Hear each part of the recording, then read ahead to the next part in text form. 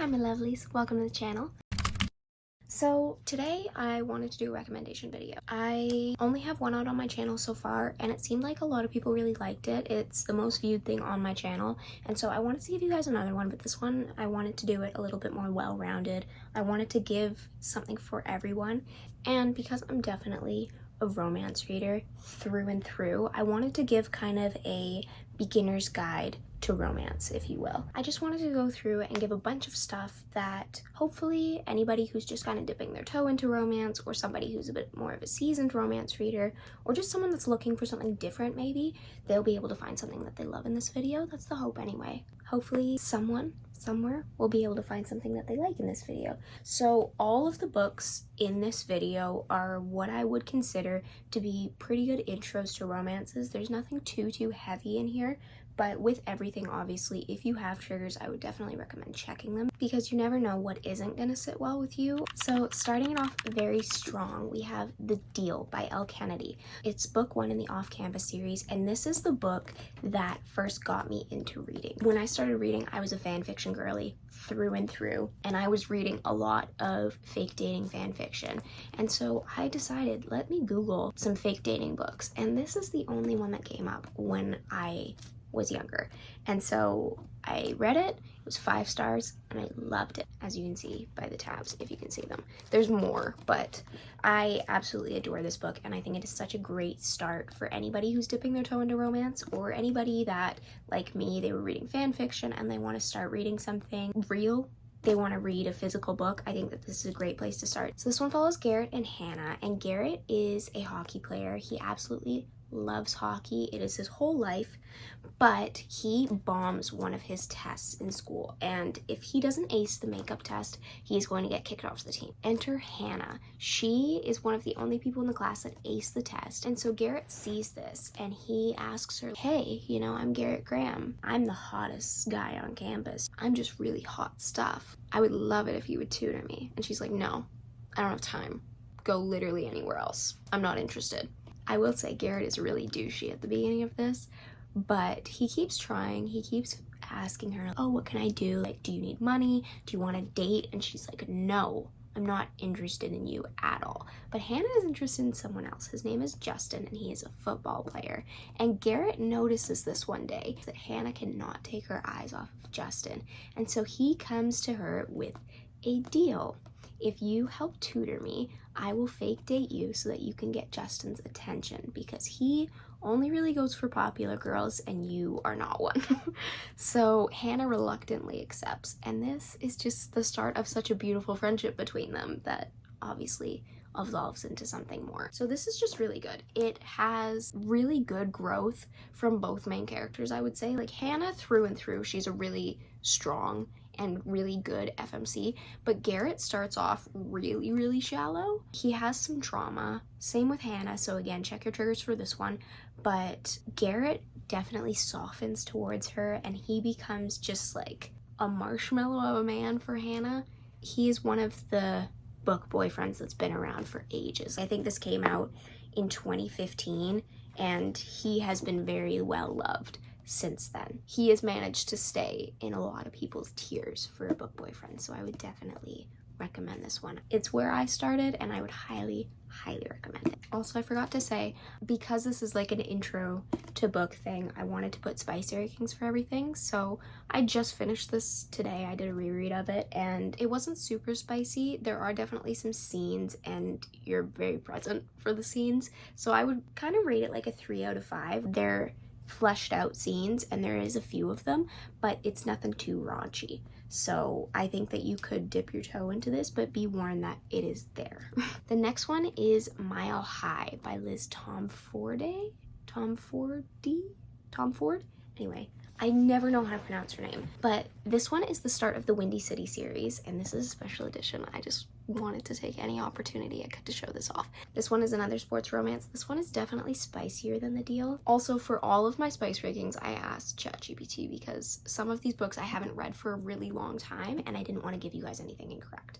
So it said that this one is a 4 out of 5 on the spice scale, which based on what I am remembering about this, I would say that that's fairly accurate. It's definitely a lot more steamy than the deal, but it's not anything too crazy. But there is a lot of scenes and they are very fleshed out, like really fleshed out. But this one follows Stevie and Xanders, and Xanders is a hockey player as well, and he is known as the douche of the NHL. He gets around, and it's not one of those things where it's like, oh, let me make people believe that I'm a man whore and that I get around. It's true with Xanders. He has a roster for every city he plays in. He gets around.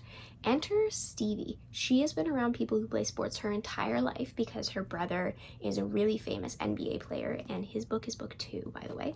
And so she isn't fazed by the hockey players, by the glamour, by anything. And she is the flight attendant on Xander's plane, and he immediately takes a liking to her because, unlike everybody else, she isn't falling at his feet. She honestly kind of hates him, and he just loves to play into that. So the banter in this is phenomenal. It is so good. I've read this book, I think, 3 times, and every time I read it, it gets better. And you just fall in love with these characters. This is also a really good one for found family because there's 5 books in this series. The series is complete now, and then we're getting a spin-off series for it. But the series is just so good because you get introduced to all these characters and they all come from such different backgrounds and they find their way together, and it's just so beautiful. This is just such a good series. I would highly recommend this one, but again, it is a lot spicier. And with this one, she's plus size, and there is definitely some insecurity there about that. And then I know that Xanders has some mental health stuff that he deals with, but I can't remember exactly what it is. So again, check your triggers with this one. I don't think it's anything too heavy, but yeah, it's always good to check. Better to be safe than sorry, because you never know. But yeah, this one is really good. The found family is phenomenal in this series, and this series as a whole, but this book especially, I think, does it insanely well, where they just build each other up and they grow together and they become better people together. There's so much just growth and just, it's phenomenal. I would highly recommend this one. It's very good. The next one is The Wall of Winnipeg and Me by Mariana Zapata. I don't own this one, but I would definitely recommend this one. This one is a slow burn. If you like a slow burn romance, or if you want to try a slow burn romance, this is the one. So this one follows Vanessa and Aiden, and Vanessa has been Aiden's assistant for a really long time now, and Aiden is a really popular football player, I want to say, and he is an asshole, to put it lightly. He's really rude. He is horrible to everybody, especially Vanessa, and one day she's just done with it. She's worked for him for about 2 or 3 years at this point, and she has other things that she wants to do with her life. She decides, you know what, I am done putting up with you. I'm done working myself to the bone and not getting anything, any kind of appreciation, any gratitude, nothing. I'm done. So Aiden very quickly realizes that his world is crumbling without her, and he also has a bit of an issue that he needs her help with. And so he comes to her with a proposition. I will help you accomplish your dream that she has been having some trouble funding if you help me with this. I'm not going to say what this is, because it is kind of a spoiler. If you look it up and you read reviews, you'll be able to figure it out immediately, but some people want to go into this somewhat blind. He comes to her with a proposition and says, look, if you help me out with this and you come be my assistant again, I will fund your dream. And so things happen. This one is really good. I flew through this when I read it, and also because it is such a slow burn, you just eat up whatever crumbs you get from this couple, and it is just so good. There is just so much growth throughout this book, and especially on Aiden's part, because like I said, he is an asshole at the beginning of this book, and you just finally get to see him become a good person with Vanessa, and it is really good. I would highly recommend. Also, for The Wall of Winnipeg, the spice for that one is between like a 1 and 2 out of 5. Like, there's barely any spice because it is such a slow burn. They really don't get together until very late in the book, so very low spice if that is something that you're looking for. And then the next one is Him by Elle Kennedy and Serena Bowen, and this one is really good. I've talked about this a few times on my channel, and it deserves to be talked about more. It is just so good, and it is definitely underhyped when it comes to Elle Kennedy. She's known for The Deal, which I mentioned earlier, and this is one that I don't think many people know or talk about at all, but it's one of my favorites that I've read from her. This one follows Jamie and Wes, and they meet one summer at this summer camp, and they become friends immediately. They hit it off really, really well, and every summer, they just get so excited to go back to this camp just so that they can see each other. And they spend years doing that. They kind of grow up together, and it becomes the best part of both of their summers. And then one summer, something happens. They make a bet one year to keep things interesting between them. They both play hockey, and the loser of this bet has to do something. And once the loser does his punishment, things change between them forever. And they don't see each other again for 4 years. Now they're in college and they see each other again, and they're gonna face off against each other. And Wes decides, you know what, we've just reconnected, we've finally seen each other again, and I need to mend fences with this person. This guy was a huge part of my life. I need to fix things here. We need to become friends again. So he finds out that Jamie actually becomes a camp counselor every year at the camp where things went wrong between them and where they met and became friends. And so Wes decides, you know what, I am going to spend this summer also at this camp and in the same room as Jamie for 6 weeks. And so this one is really, really good. It's friends to lovers, obviously. I just loved this when I read it. It made me feel all the things. I laughed, I cried, I did everything. And this was just so, so good. When I asked ChatGPT, it said that this was a 4.5 out of 5 on the spice scale, which I don't remember it being, but apparently it's quite spicy. So do with that information what you will, but yeah, this was just so good. I am such a sucker for a friends to lovers romance. It is my favorite by a mile. When I read this, I had nothing bad to say about it. It was done so unbelievably well. Their chemistry was written so well. Their friendship was written so well. The growth and the development of their relationship, again, it was just everything. I would highly recommend this one. If you're wanting to dip your toe into MM romance, this is really good. And then the next one, I love this book. I can't wait to talk about it. This one is Roommate Arrangement by Saxon James. I adore this book. Please read this one. Please read this one. It's so good. This one is just everything. I had the best time with this. I think if I read it again, it would be a 5-star. I was delusional saying it was a 4.75 when I read it. Anyway, not the point. But this one apparently is a 3 out of 5 on the spice scale. And this one follows Payne and Beau. And Payne is in his 40s. He's just divorced his husband, and he is very low on funds. So he comes back to his hometown and he stays with his brother. And then he sees his brother's best friend for the first time again, Beau. Beau has always had a huge crush on Payne, but Beau's really awkward and he doesn't really think that anybody could be interested in him, but Payne really needs a place to stay, and so his brother says, hey, Beau has an empty room. Why don't you stay there? Beau accepts immediately because he's in love with Payne. He's always been in love with Payne. He says, you can stay with me. I know you don't have very much money, so if you just tidy up after yourself, and then also, I want you to tell me what's wrong with me. I want you to tell me what I'm doing wrong, that nobody wants to be with me, that nobody loves me. First off, this book is just so good. I so heavily related to Beau. He's so ashamed of who he is, which is so heartbreaking because who he is just so wonderful, and Payne sees that. He sees all these little quirks that Beau has because Beau's an author, and so how he gets in the groove is he puts himself completely into his characters, and so if he's doing something like, oh, somebody is jumping off a building, Beau will build himself a 3-story thing in his backyard and be like, okay, is this safe to do? How can I do this? Or he'll build forts in his living room to try and imagine things, or he'll like build sets and things like that. And so he thinks that all of these aspects of his personality that make him who he is are things that are wrong with him. And Payne sees that. He sees like, oh yeah, this is different, it's out there, but this is you. This is who you are. And it's so good. It's so good. Please read this one. It's really, really good. And then the next one is Impromptu Match. And this one kind of transitions us into the alien supernatural romance. This one apparently is also a 3 out of 5 on the spice scale.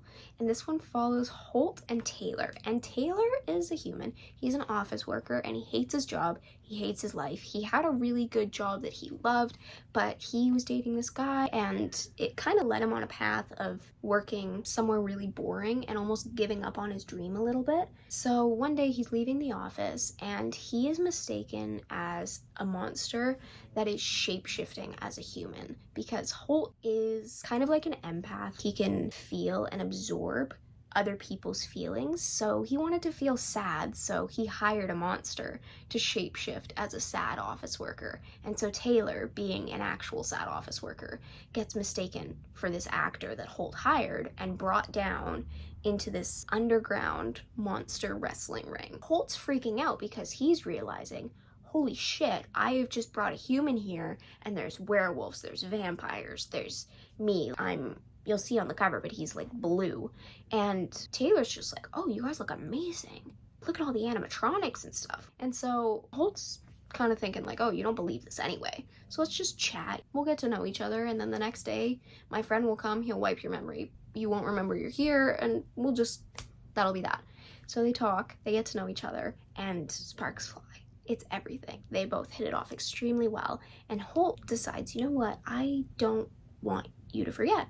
I want you to remember me. I want this to continue. I want you to know who I am.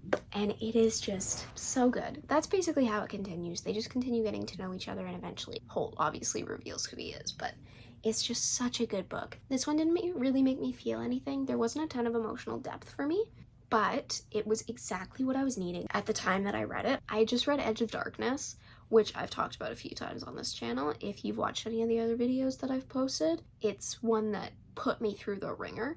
And so I read this, and I had kind of low expectations. I'd heard mixed reviews about it, but I picked it up, and immediately it just brought the joy back to my life. And it was just something so soft and full of love and just so wonderful and wholesome and sweet, and it was just everything. And then book 2 in that series ended up being a 5-star, so continue with that one. But yeah, this was just everything. It's the perfect book if you're wanting just a palate cleanser romance. And also, the alien aspect or the supernatural aspect isn't super prominent. There's nothing physically that I can remember that's super weird or different about Holt. So it's just that he's blue and he can feel what other people are feeling, I think. But it's definitely a good book if you want to dip your toe into alien romance, because it's not one that has anything too crazy. So I would highly recommend this if that's something you're wanting to try. And then the next one is a classic. If you know anything about alien romance, you've heard of Ice Planet Barbarians by Ruby Dixon. This is a classic for a reason, and this is the first alien romance that I read. I saw the cover and I was scared, and I kind of picked it up as a joke. I was like, you know what? Alien romance, it'll be fun, it'll be whatever. It'll just be something weird that I'm gonna read that I won't think about ever again. And it was phenomenal. It's very short and sweet. This one, the spice is apparently a 4 out of 5. So do with that what you will. But this one follows Georgie and Vectel, and Georgie has been abducted with a bunch of other girls from Earth, and she has been abducted by these aliens, and she's going to be sold with all of these other girls, but their plane crashes and it lands on this ice planet, and the aliens that were holding them hostage die. And so Georgie decides, I'm going to go out, I'm going to try and find his help, I'm going to try and find a way to get us off of this ice planet because we can't survive here, it's way too cold. And when she goes outside, she meets Vectel, and he is this big blue alien with horns and a tail and just really creepy if you're just been abducted and tortured by aliens and you meet this big, like 7-foot tall blue guy who then decides, you know what, no, you're my mate. And so he kind of grabs Georgie and knocks her out and then decides, no, you're mine now. But it's nice, I promise. It's really sweet. Because how Ice Planet Barbarians works, the lore there, is they have this thing called a Kui, I think, that they have to have put into their body to survive on the planet. And how it works is when it's in your body, if you're with your mate, it starts to rumble in your chest or sing, they say. And so when Vectel meets Georgie, his chest starts to sing, and he knows immediately, this is my mate, this is my person, this is who I'm meant to be with my whole life. And so I need her, she's mine now, I gotta take her. But it's nice, I promise. The thing that surprised me the most with this is I went into this thinking, oh, this is going to be a monster romance. It's going to be really smutty. It's going to be just like garbage TV a little bit, like watching Jersey Shore or something like that. It's nothing substantial. And granted, it didn't make me feel anything crazy, but it was so shockingly wholesome. These aliens, they're so fascinated by the humans that everything that they do is just miraculous, and they just do everything in their power to make these women feel loved and special and taken care of, and it's awesome. It's so wonderful that I just had the best time with this. I flew through it. This one I would check your trigger warnings for, because when I read this, there was a scene at the beginning that may have been taken out. It was an essay scene, and it didn't bother me very much because that's not one of my triggers, but I know that some people who have read this were really bothered by that. I know that Ruby Dixon, who's the author, edited it out when she republished it, or she changed it a little bit, but I would still check your triggers if that is a concern for you, because it might still be there. I'm not sure. So check your triggers there.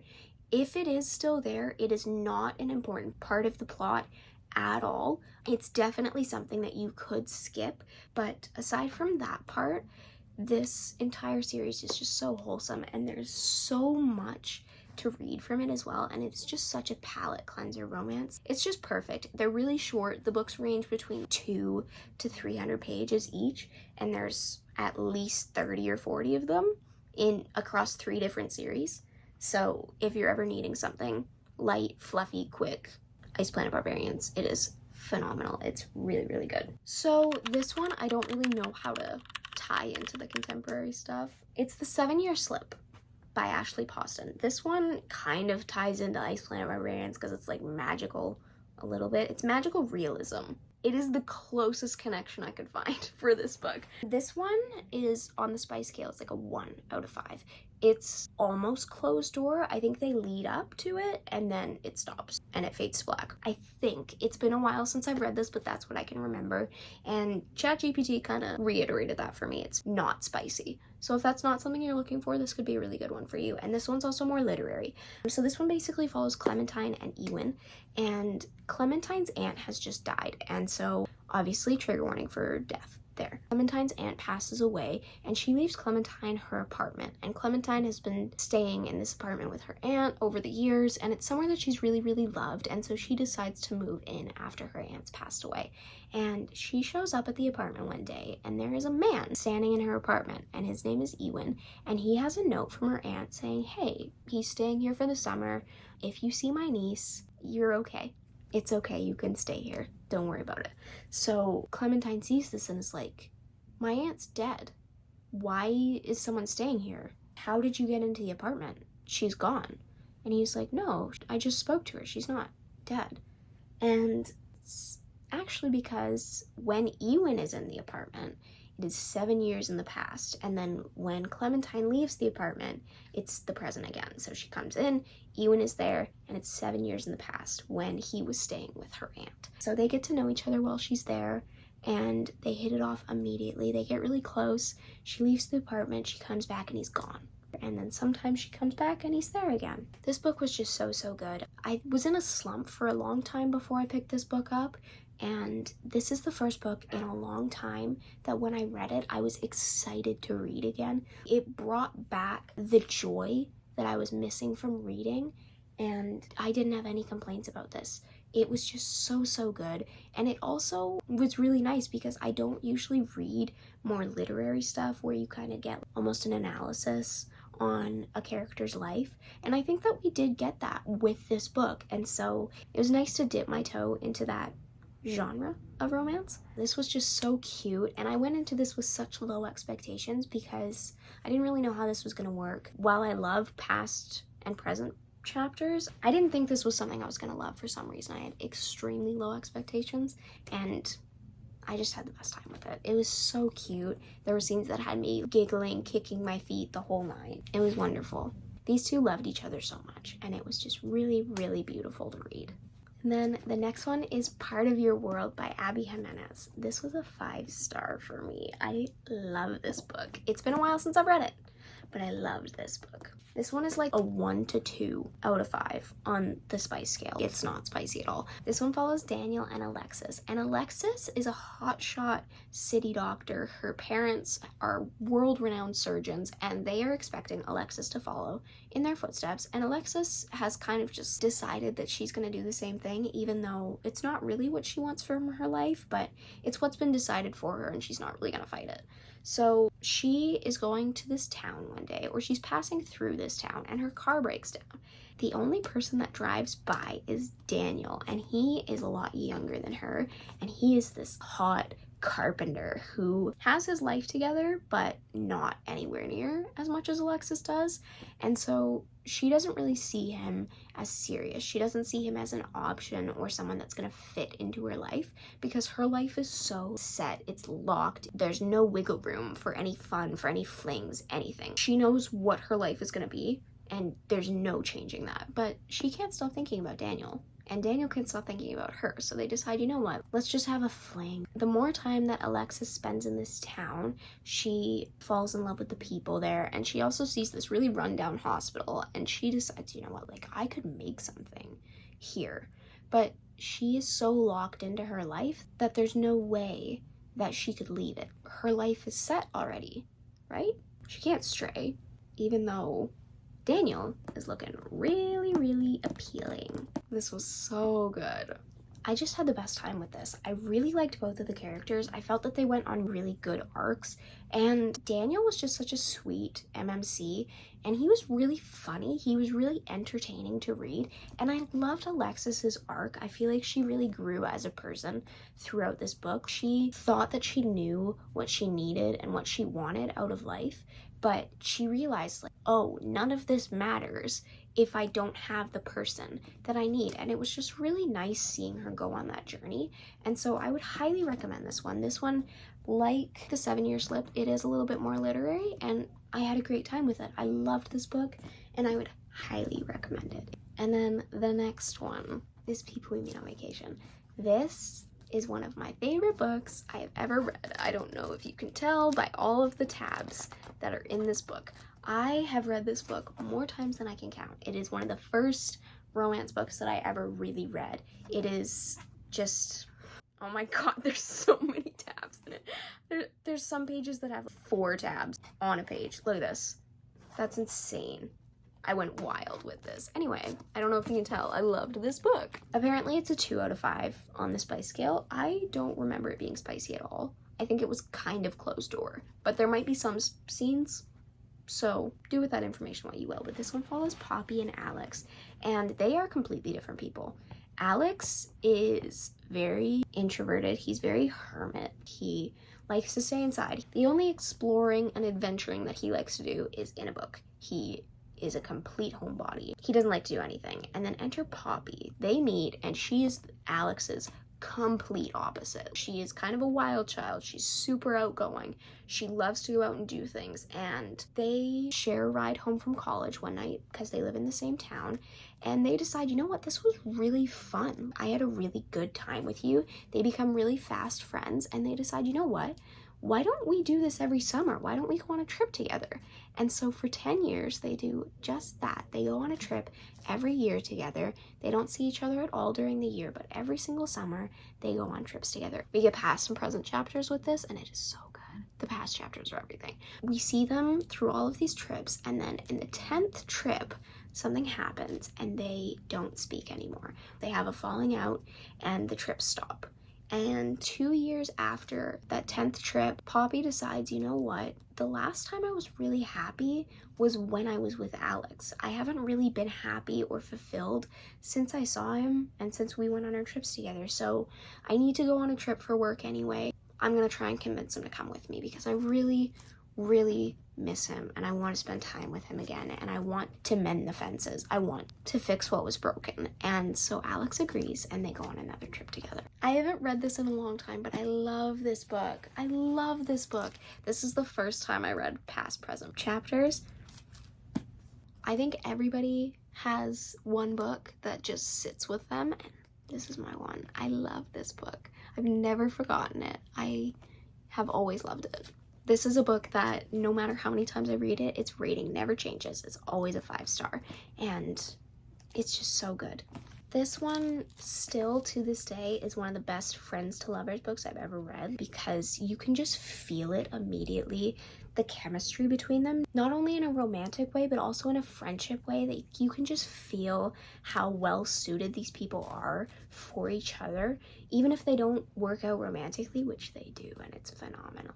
You can just feel that these two people are destined to be in each other's lives, and it is so wonderful, and I would highly recommend it. And we are down to the final 2, so this is my YA section now. So the first book is Counting Down With You. This one, since it's YA, it's obviously a 0 out of 5 on the spice scale. So if you are wanting to dip your toe into romance with no spice whatsoever, this and the next one are the ones you want to do it with, because there's no spice in them. But this one follows Karina and Ace. And Karina, her parents are very strict with her. She does everything by the book. She is a stickler for the rules. She never strays from what is expected of her. And when her parents go away for a month, she plans to just keep her life exactly the way it is. Still follow the rules, do everything the same. Don't go outside of her comfort zone, just keep existing as things were. But her teacher asks her if she is willing to tutor one of the kids in her class. His name is Ace, and he is the bad boy of the school. He isn't very well liked, but he is very well known, and not for the right reasons. And so Karina knows immediately that her parents would not be okay with her tutoring him. And so she tells her teacher, no, I can't do it. And she's like, please, I'm desperate. He needs help. Please tutor him. And so she's like, okay, I can tutor him, whatever, but it has to be at school. I can't go to his house. He can't come to mine. This has to be very formal and very strict. There's no wiggle room there. If I'm doing this, it has to be at school. She agrees to tutor him, but Ace does not want anybody to know that he is being tutored. So instead of telling his family, oh yeah, I have a tutor, this is who she is, he instead tells his family that Karina is his girlfriend. And she's freaking out, obviously, because with how strict her parents are, she is not allowed to date in high school. But Ace just tells her, look, it'll just be while they're gone. No one will find out, I promise, and I'll buy you as many books as you want for as long as you want to date me. Like, please, I can't let my family know that I'm being tutored, but I really need your help. So she agrees. And she starts off very hesitant to kind of give into their arrangement, but Ace brings her out of her shell and helps her experience things for the first time, and it is really good. And this one also had really good mental health rep from what I can remember.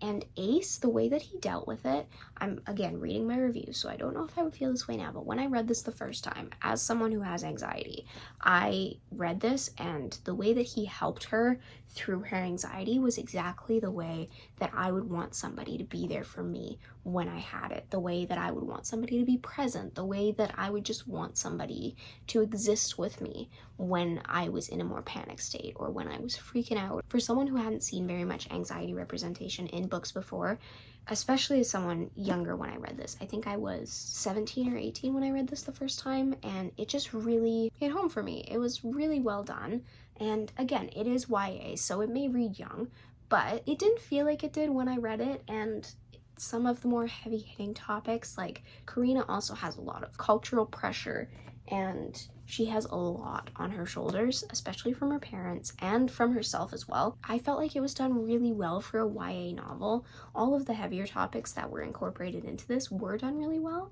And so I think that if you're wanting something that's a little bit more lighthearted in the sense that it's YA while also having some deeper topics that get you thinking and get you feeling a bit, I think this was a really good suggestion for you. And it is also just really cute. So I think this is a really good book for someone who's wanting to dip their toe into romance, especially YA romance, because it was just really good, and I would highly recommend this one.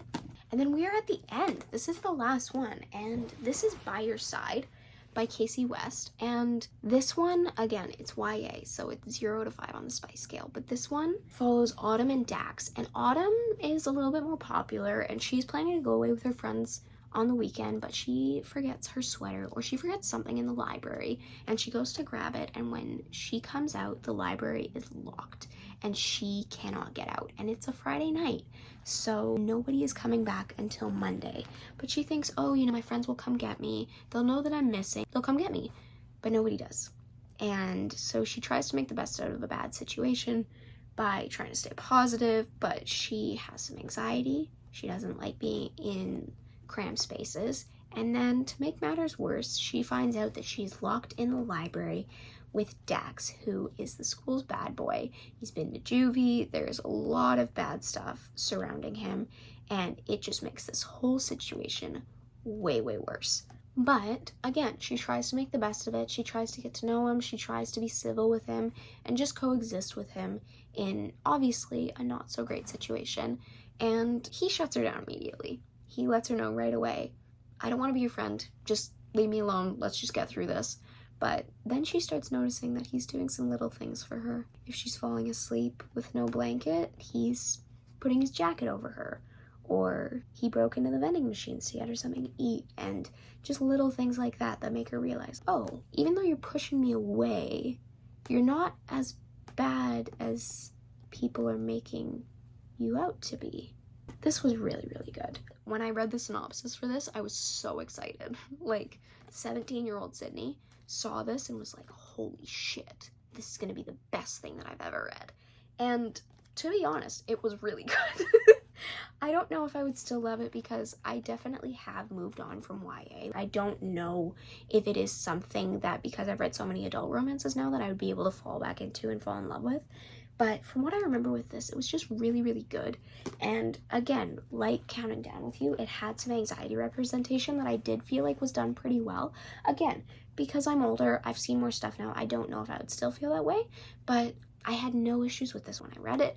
I thought it was really, really good. I thought it was cute, and I thought that every heavier topic that was dealt with in this was done really, really well.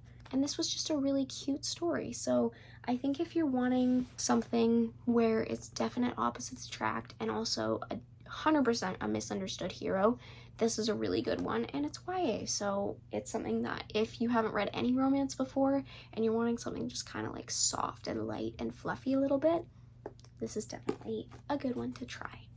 So that is everything for today. I know that there's definitely a lot more that I could have included in this, but I thought that this was a really good way to just start anybody who's wanting to read anything off. I'm hoping that I included a decent amount of range in this. Obviously, I didn't really include any romantasy or anything because I feel like those are a little bit harder to get into. At least I find they are. Maybe I'm just stupid, but I don't find romantasy as easy to get into as romance. So yeah, I really hope that you guys were able to find something good or something that you could love in this. Let me know down below if there's anything that you think I could add to this list or anything that you've read for the first time that got you into romance that you absolutely love and would love to share with other people. And yeah, I hope that you found something that got you excited about reading romance, and I hope that you have a lovely rest of your day, my lovelies, and I hope to see you in the next one.